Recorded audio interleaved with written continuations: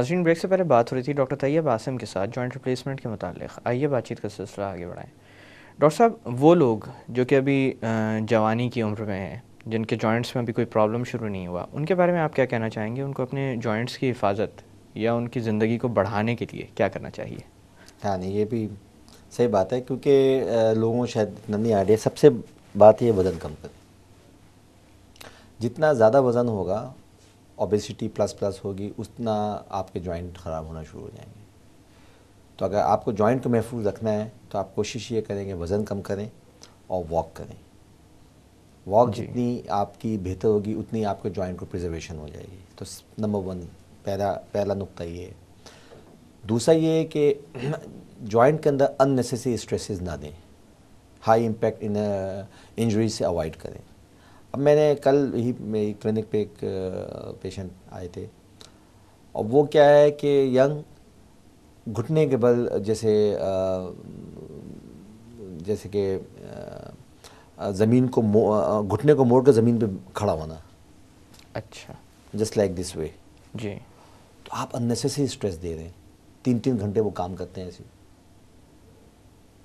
جی تو یہ آپ دیکھیں نا، آپ کی جو بھی جوائنٹ ہے اس کے اوپر اس کی کارٹلیج ڈیمیج ہو رہی ہے نا. آپ اس پہ یعنی آپ گھٹنے کے بل چل رہے ہیں اس طرح سے. آپ چل نہیں رہے، آپ you are standing on your knees. جی یعنی جو چیز جس کے لیے بنی جو ہے وہ جس اس چیز کے کی لیے اس استعمال کی نہیں ہو رہی. استعمال نہیں ہو رہی ہے. اب کوئی بتا، وہ تو اتفاق سے میں نے پوچھ لیا کہ بھائی، میں نے کہا بھائی یہ کیا کر رہے ہیں آپ؟ ایک شخص اگر 23 سال میں یہ کام کرنا شروع کر دے گا، 23 24 25 سال کی عمر میں، اور بھلے کوئی کھڑا ہی رہے اور چلے نہیں اس پہ، تو وہ بھی بڑا خراب چیز ہے نا. آپ اپنے جوائنٹ تو اللہ تعالیٰ نے آپ کو اس کی پراپر اس کے لیے دیے ہوئے ہیں، اس پہ چلنے کے لیے دیے ہوئے ہیں، پاؤں چلنے کے لیے دیے ہوئے نا. جی تو یہ چیزوں کا خیال کرے آدمی. اپنا ویٹ ریڈکشن کرے، اپنی ایکسرسائزز کرے، ریگولر ایکسرسائزز کرے، اب نارمل اسٹریسز نہ دے. اگر کوئی خدا خاصہ کوئی ایکسیڈنٹ ہوا ہے یا انجری ہوئی ہے، اس کو فوری طور پہ ایک اسپیشلسٹ کو دکھلائے تاکہ ایکس رے ہو سکے. بعض اوقات نیز میں آسٹروکونڈل فریکچرز ہوتے ہیں، اس کو فوری طور پہ ٹریٹمنٹ ہو سکتا ہے. آرتھوسکوپک مینور، بعض دوسری چیزیں ہوتی ہیں، مثلا مینسکل انجریز ہو جاتی ہیں، اس کو ٹریٹ کروا لے. تو آپ جوائنٹ کو، اب ہوتا یہ ہے کہ وہ مینسکل انجری ہو گئی ہے، وہ 2 سال 3 سال سے اس نے وہ ڈیجنریٹو پروسیس میں آ گئی. اس نے جب وہ ڈیجنریٹو پروسیس میں آ گئی تو ویئرنگ، جو اس کی جو ویٹ بیئرنگ جوائنٹ کے جو کارٹلیج کا ایریا، اس کے اندر بھی ڈیجنریشن آ گئی. وہ 5-10 سال میں، وہ معلوم ہے جس کو 50 سال میں ہوتی ہے اس کو 35 سال میں ہو گئی. تو دیکھیں نا، 15 سال آپ نے اپنے you wasted your 15 years just one negligence.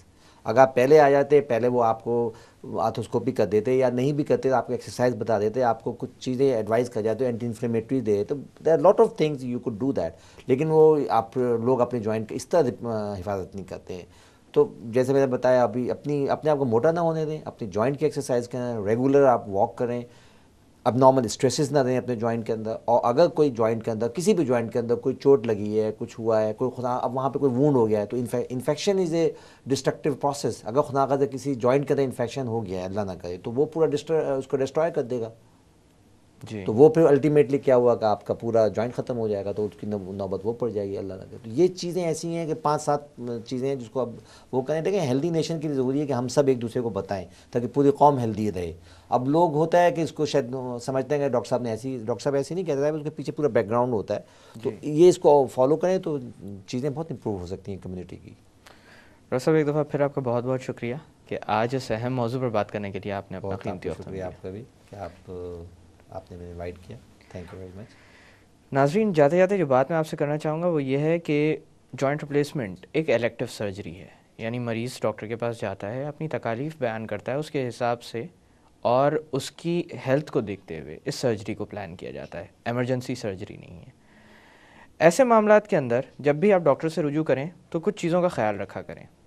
What to expect, یعنی جب علاج ہو جائے گا تو آپ کہاں کھڑے ہوں گے. عموماً دیکھا یہ گیا ہے کہ لوگ بہت زیادہ ایکسپیکٹیشنز باندھ لیتے ہیں، جس کی وجہ سے بعد میں یہ ہوتا ہے کہ ہم جو جوانی میں کر سکتے تھے وہ اب نہیں کر سکتے. اس سرجری کا مقصد یہ ہے کہ آپ کی زندگی وہاں پر لوٹا دی جائے جو درد سے پہلے کی کیفیت تھی. اس چیز کو انسان کو ذہن میں رکھنا چاہیے. اور اس طرح کی سرجریز کے اندر ڈاکٹر سے ڈیٹیل میں بات کر کے پہلے ہی معلوم کر لینا چاہیے، اور یہ بھی معلوم کر لینا چاہیے کہ مریض کو خود کس طرح سے ایک پازیٹیو رول پلے کرنا ہے اپنی ریکوری میں.